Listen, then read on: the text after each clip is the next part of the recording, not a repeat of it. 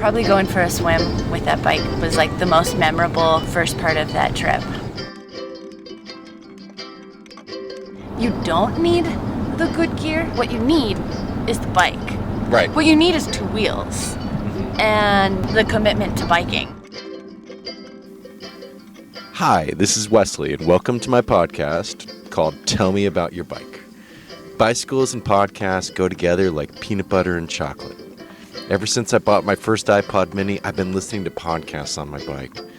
Podcasting opened up new worlds to me, from Kevin Smith's Smodcast to Terry Gross's Fresh Air. I listened to them all while I was commuting on my bike through the streets of Norfolk, Virginia. The Bikescape podcast introduced me to San Francisco bike culture, and the podcast version of Jack Thurston's Bike Show on London's Resonance FM took me back to my days as a bike courier in London, England. There are so many bike podcasts out there that tell you who won the Tour de France while they were riding what bike, or what carbon fiber seat post you need to buy next, or how the pros get away with doping, or what new miracle recovery drink will boost your lactic acid threshold. I don't care about that stuff. I want to hear about how you got there on your bike, the friends you made, the adventures that you all had along the way, the challenges that you overcame. I want to know what biking means to you. I want to learn how biking has changed your life. In this first episode, I'll be sharing a conversation that I had with an amazing young woman by the name of Taylor Carr. Taylor and I worked together as bicycle tour guides for a summer at Sockeye Cycle Company in Skagway, Alaska. We recorded our conversation while driving from sea level to 3,300 feet up and over the sublimely gorgeous and treacherous White Pass. The White Pass is at the north end of the longest fjord in the Western Hemisphere, and it connects the Pacific Ocean to the Yukon interior. As tour guides, we would transport a dozen cruise ship passengers at a time in a van to the top of the White Pass, and then lead them on a bike ride back down the paved Klondike Highway to Skagway and sea level. On this particular tour, we were driving over the border to Canada to pick up clients from the train station in Fraser, British Columbia. So it's just Taylor and myself and our driver for that tour by the name of Shannon in the van. You won't hear any customers in the van with us. So listen now to the inaugural episode of Tell Me About Your Bike. All right, so we're riding in Van 8, and we got Shannon and we got Taylor. I'm going to ask Taylor some questions about her Raleigh.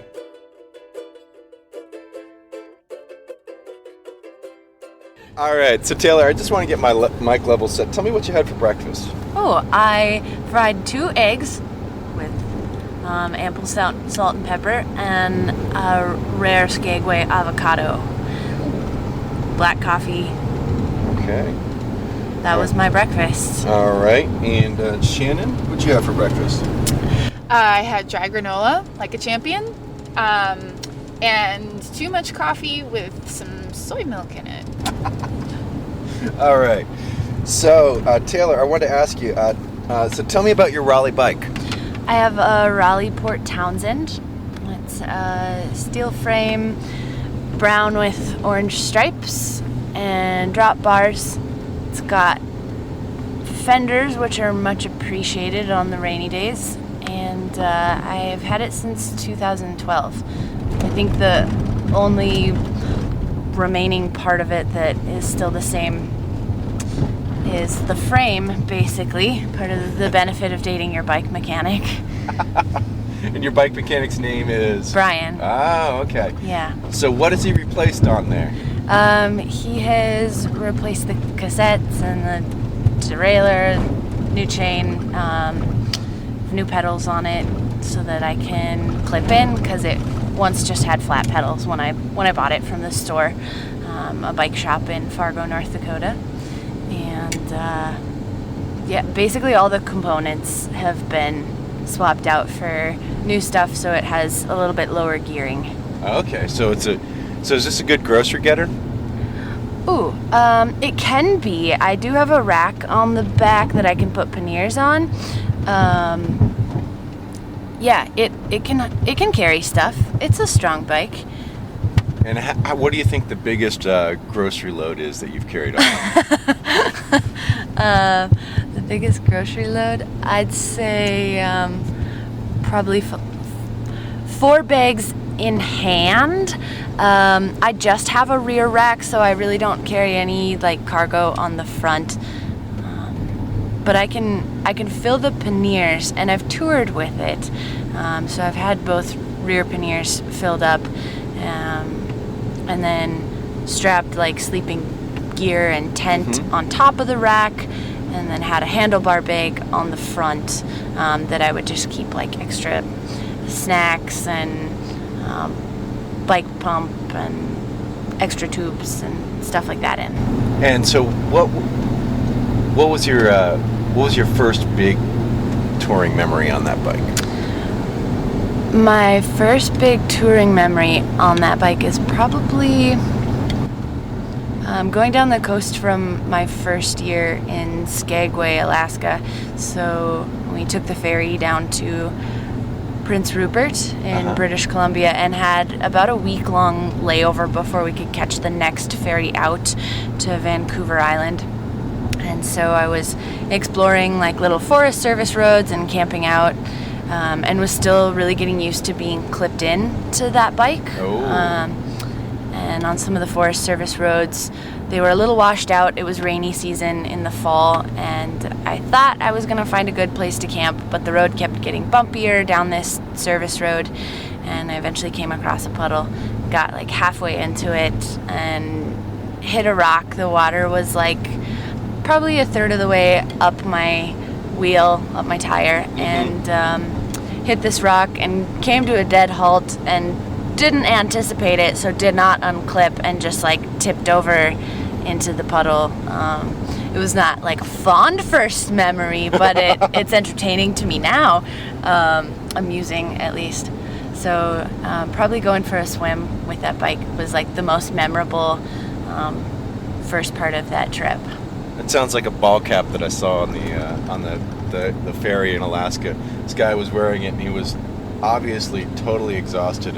And on the back of his ball cap, it said, "The day after tomorrow, this will all have been fun."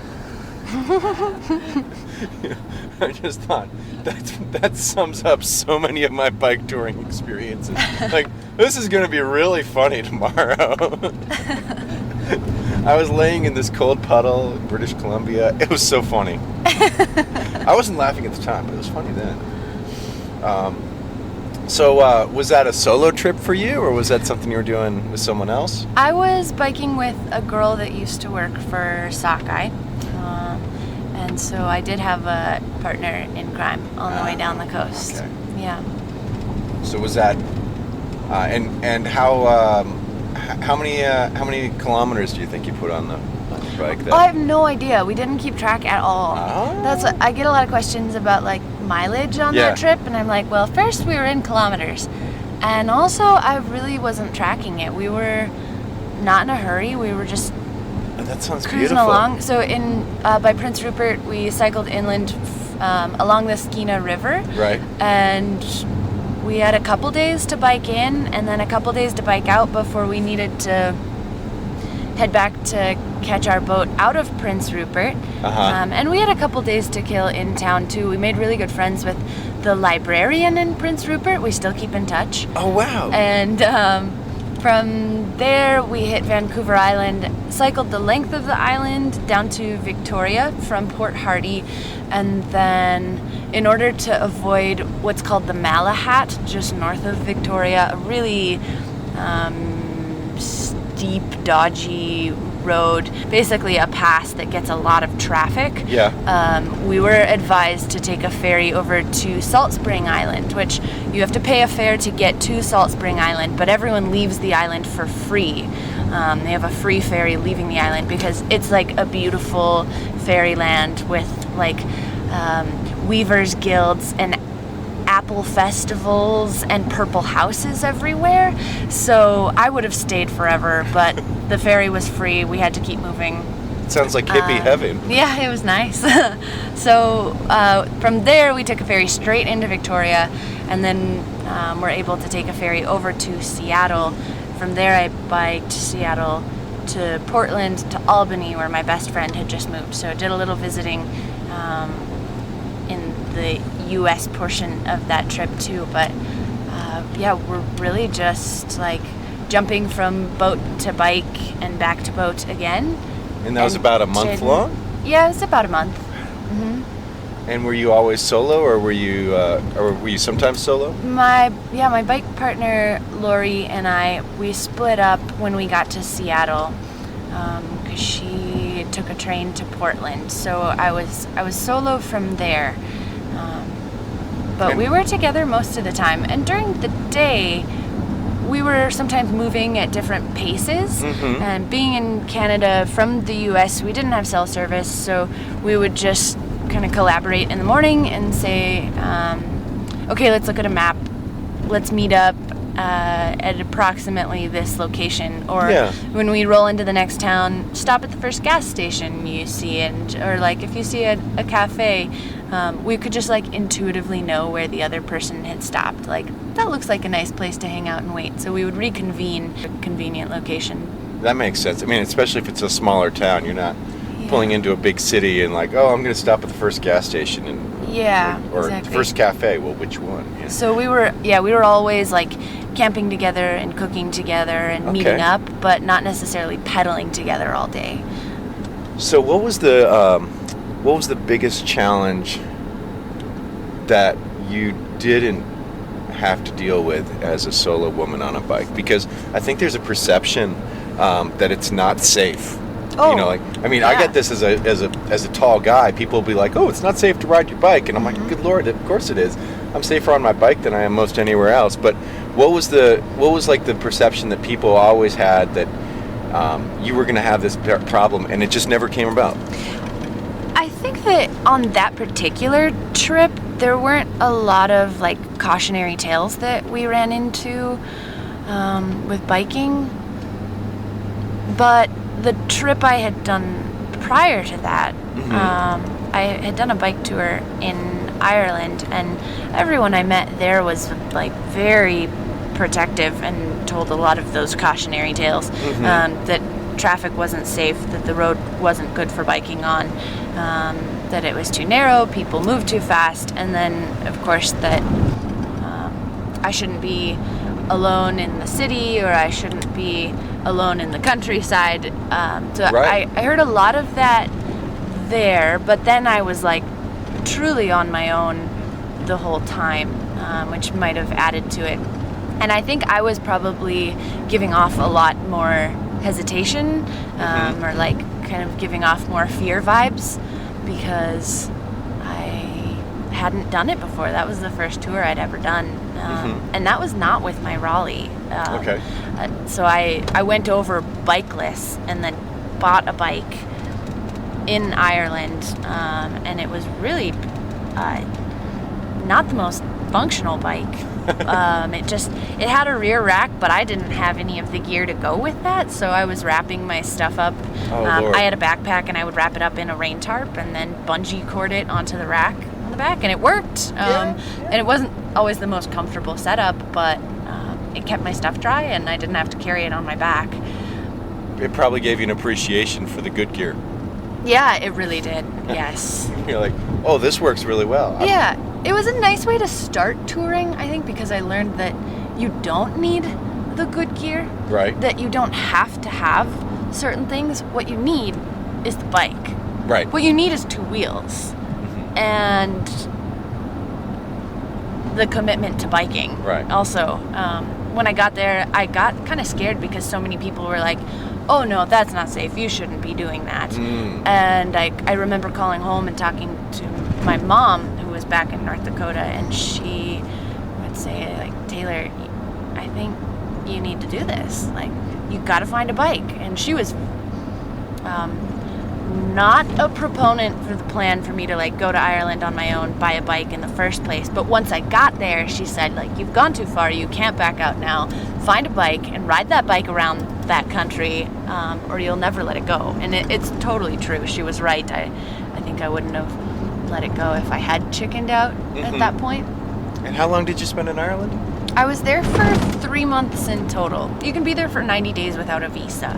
And so I was biking around for like a month solid. Right. But then ended up participating in woofing. Are you familiar with? No, what's woofing? It's an acronym for. I've heard it. There's different organizations in different countries, but typically it's worldwide opportunities on organic farms. And so it's like a work trade program. You're not getting paid, but you're doing some kind of farm work, some sort of like agricultural chores, and you do that in exchange for a place to stay. They usually provide food and lodging, essentially, and then you also, in return, are getting the knowledge and the experience that you glean from working on that farm. So I had plans to be at a farm for 2 weeks after a month of biking, and then liked the place so well and got along with the family. They asked me to stay, and so I stayed and then would bike around with that sort of as my home base. So ended up volunteering on this farm for 2 months. That's going to be the end of the first part of my interview with Taylor Carr. I'll be continuing it in the next episode, but for right now, I want to switch over and share some of the writings that have inspired me to ride my bike. Reading and riding. You know, the two acts go together like tires and chains. When I'm riding my bike, I'm often thinking over something I've read, and when I'm reading, I'm often thinking about my last bike ride or my next big one. So about a decade ago on the Bike Show podcast, Jack Thurston introduced me to a slim collection of essays called Need for the Bike by the French author Paul Fournel. Paul Fournel writes like a champion track cyclist pedals a fixed-gear bicycle. There's an economy and fluidity, no wasted effort, no superfluous motion. From reading Paul Fournel, I know I could trust his wheel and ride in his slipstream for miles and miles. Paul Fournel's essays have deepened my love of cycling. I've carried his little book across the country on planes and in panniers on my bike tours. I've read his essays out loud to housemates and quoted them from memory in pace lines. So in each of the next few episodes of Tell Me About Your Bike, I'll be sharing one of his essays. And here's the first installment. Miracle. The bike always starts with a miracle. For days you tremble, you hesitate, you tell yourself that you'll never get rid of that hand guiding you under the seat. My mother and father took turns holding on to me, as did, no doubt, one of my cousins from whom I'd inherited the little bike. Whoever it was who was in charge of my miracle. They'd taken off the training wheels, and I took to the field in front of our house and followed its slope down, gaining momentum. I was looking for the magic moment that makes the duo stay up when it should go down, and I wiped out already and got up again. And then one morning, I no longer heard the sound of someone running behind me, the sound of rhythmic breathing at my back. The miracle had taken place. I was riding. I never wanted to put my feet back down for fear that the miracle wouldn't happen again. I was in seventh heaven. I did a tour around the house, proving to myself that I could do 4 right turns. And for a number of weeks, I preferred turning right. I was no longer afraid of anything. I rocketed past the clump of nettles that usually scared me. I rode panic-free down the long, lonely road behind the house and came out in front again in triumph, but still unable to raise my hand in a victory salute. I've never gotten over this miracle. Learning to swim didn't move me like this, and it was really only learning to read that equaled the intensity of learning to ride. Within a few months, then, I learned, in that order, riding and reading. At the age of 5 that Christmas, I had arrived. I knew what my work would be and my leisure.